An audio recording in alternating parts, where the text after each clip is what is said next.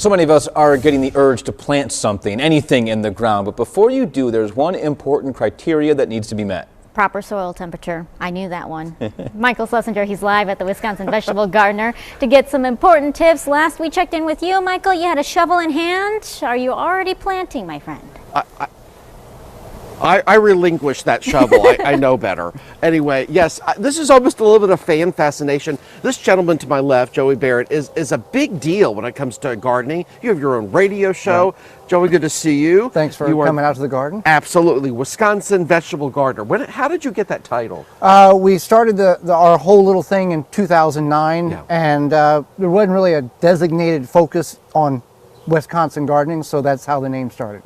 Okay, so to play it safe, yes, for garden dummies, I use that term lightly, just wait till Memorial Day for planting. For your warm weather crops, your tomatoes, your peppers, your eggplants, your cucumbers, your summer squashes, your winter squashes, yes, because soil temperature is key for the success of those plants. You put them in too early, they're going to get stunted or they're going to die because they are warm season crops, meaning at least 55 degrees or warmer soil temperature.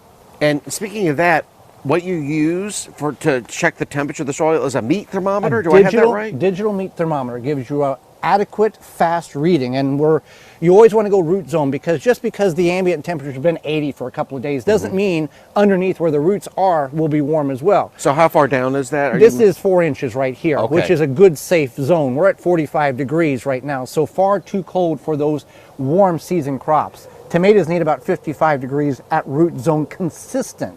Not just right now. And you're talking about that tonight at Bloomel's, correct, by the way. Bloomel's Landscape and Garden Center. We're going to talk all about tomatoes. At 5 o'clock. Right. Meantime, I want to know your tools of the trade. What else do you like? Well, the first tool we love the best is our hands because we can get in, we can see, we can feel.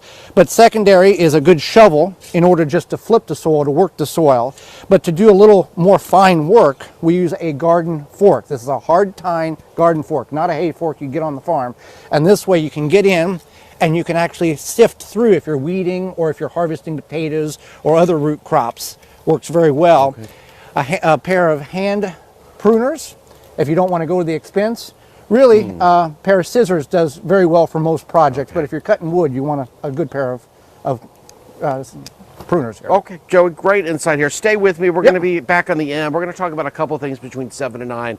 How to grow radishes, the right way to do that, and mulch. Mulch. That's such a big thing right now. And speaking of fertilizer, anyway, back to you. All right, Michael, looking forward to it. Thank you very much. Watching your garden grow, it's something a lot of us want to do, but if you don't have the right seedlings for the size seedlings planted in the ground, it's going to be difficult. Yeah, Michael Schlesinger is live this morning speaking with the Wisconsin Vegetable Garden about how to get the proper start when it comes to spring planting. Good morning, Michael. This man is the garden guru. I'm going to call, is that okay, Joey? Yeah, I call that's fine. you Joey Barrett. Has his own radio show. By the way, we have a link to that. It's on Saturday between 7 and 8. Yep, on Joy 1340 and 98.7 FM. We're going to link all that to our website. And also, you're speaking tonight at Bloomel's. Bloomel's on how to grow the best tomatoes. Okay, let's talk about vegetable gardening, more specifically the radishes. Radishes. So we planted these radishes about 3 weeks ago. Radishes take between 32 and about 40 days to mature. You can see they're very, very thickly planted. So we did that just because radish seeds are very thin and hard to space. So what we want to come in is thin them out. We don't want to physically pull them because we will damage the adjacent plants. So you can use your kitchen scissors or some pruners and just come in and thin out every plant so you have a spacing of 3 inches between plants so the bulb can develop correctly, because if you don't do that, they're going to compete. You're not going to get bulbs. You're going to get a lot of green growth and no radish bulbs to speak of. And when will the radishes be ready? How long? About another 2 weeks they'll be ready to go and ready to harvest. These are just traditional red champion radishes. And what else do you have here in the back? We've got shallots here, and we've got some spinach back here, and then we've got baby radishes that was planted about 2 weeks ago here. So the transition, so we have a continual harvest, a succession planting, plant about every week to 2 weeks so you have something to come out. And if you leave these radishes alone, They'll go to seed as the days get longer and warmer. Put a little seed pod on. In the green state, it's edible and it tastes just like a radish bulb. And again, in case you missed the segment on CBS58 last hour, you were saying soil temperature is so important. Soil temperature is important for these cool weather crops, but even more important for the warm weather crops, the tomatoes, peppers, eggplants, cucumbers. You got to have warm soil, and you can use a digital meat thermometer in order to get adequate soil temperature. And really, here in southeast Wisconsin, just wait until Memorial Day. Yeah. It's really the safest bet there. Safest thing to do. All right, so such great insight and planting and stuff. Coming up in another hour on the we're going to talk about the importance of mulching. That's nature's own fertilizer. It does so much for the garden and all that good stuff. You know, guys, as much as I love this, I love the earth, I love what comes out of the earth, but I have to say, probably shouldn't admit this, but I am, you know me. This really gives me a new appreciation with grocery shopping. Radishes, pick up, throw in the bag, go get my chocolates, go, you know. But anyway, that's just me. But when you pull it out of your ground and you put it in your bowl and you eat it, come on. I know. It's the easy way. I'm taking the easy way out. I know that. Sorry. We can't complain about But this grocery is great. shopping. I'm one with Earth. This is good. All right. What kind? It smells so good. You know what I mean? Anyway, there's Holly Baird here to my left, talking about different types of mulches.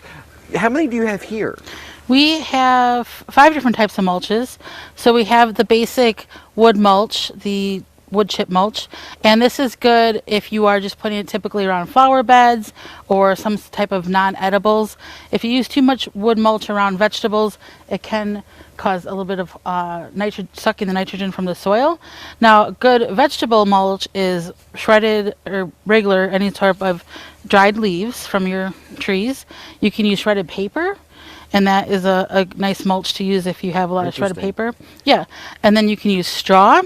And if you use grass clippings, you want to make sure you let them dry a bit. And you want to make sure your grass hasn't been treated with anything, because if it is treated with some sort of weed and feed, or whether by you or you pay somebody, that chemical can leach into your garden, into your soil, and cause problems for you.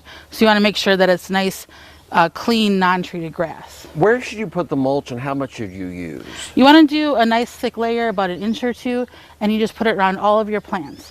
And mulch is important because it helps keep the moisture in, and then it helps block the weeds from growing as much as possible.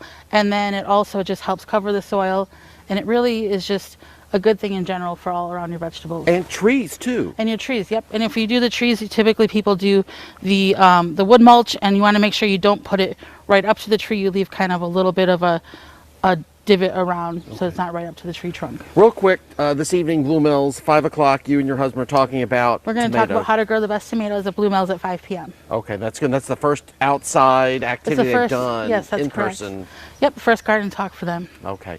All right, thank you for your insight here. It's really interesting stuff. I mean, who knew about mulch? And here's another quick thing I wanted to mention. Stay away from Coco mulch, chocolate mulch if you have dogs too. Yeah, if you have dogs or even cats that get into your yard, Coco mulch is not good because it is poisonous to them. Okay. Thank you, Holly, for your time. Ladies, you know what's amazing? How this all comes so naturally, talking about fertilizer with me. It just sort of rolls off the tongue. I wonder why. Oh my goodness, Michael. Did I just say that? I think I did. Yes, I think you did. I did. And I we know. can cut this so that you can save it forever, Michael. But you know what? In all honesty, I had no idea different types of mulches. Yeah. I did not realize you could use paper. Same here. All of the old bills that I have, anything with my address on it, I've shredded all of it. You're Yeah. telling me that I could have used it as mulch all this time. Save it. Yeah, both of know. us kind of, I think our jaws dropped when we saw that. We're like, What? Yeah. so maybe Exactly. everyone else knows, but we're learning something new this morning. Exactly.